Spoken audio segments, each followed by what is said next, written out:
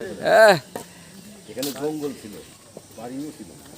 বাড়ি ছিল এখানে, এই জায়গায় বিল্ডিং উঠাবে, বিল্ডিং, বুঝছো বড়দা?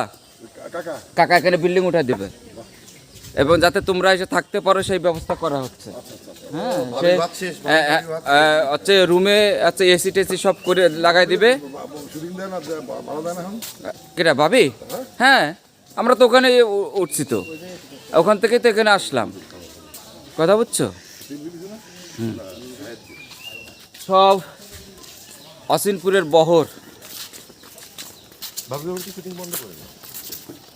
একেবারে প্রস্তুতি নিয়ে আসা আমাদের। চলো, কোন জায়গায় মোটরসাইকেল দাঁড়াবে? রুহুল, রুহুল, ও রুহুল, রাস্তা বন্ধ করে শুয়ে আছে কোন জায়গায়? রুহুল কই? কোথায় কোথায় কোথায়? চলো আসো, ব্যাস এখানে এখানে এখানেই করি।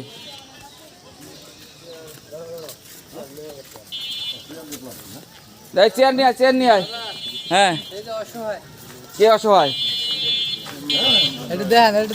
অসহায় না কাকা? বল, অসিনপুরের কথা বল। অসিনপুরের কথা? আমি হচ্ছে মেশিন বাবু, আর কিছু যখনই সিকোয়েন্স করতে যাবো তখন সব মনে পড়ে যাবে গড় গড় করে, নাকি বলিস? হ্যাঁ, আমরা হচ্ছে অসিনপুরের মেশিনবাবুর সাথে কথা বলতেছিলাম। সে ও বলতেছে যে এখন বলতে পারবো না, মনে পড়ে না।